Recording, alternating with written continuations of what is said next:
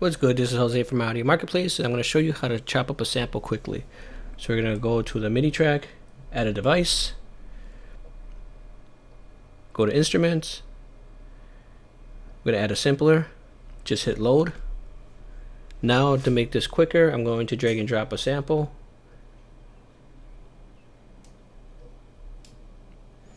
So here's the sample.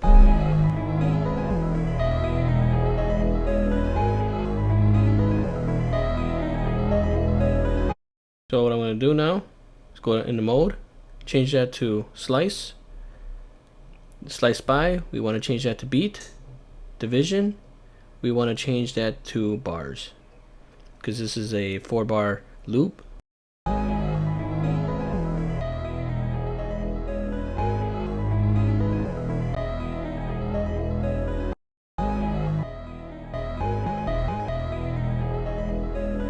We can actually just drag and drop some drums.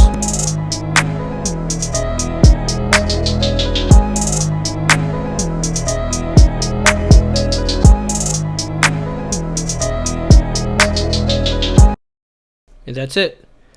If you have any questions, leave a comment below. Please subscribe. See you on the next one.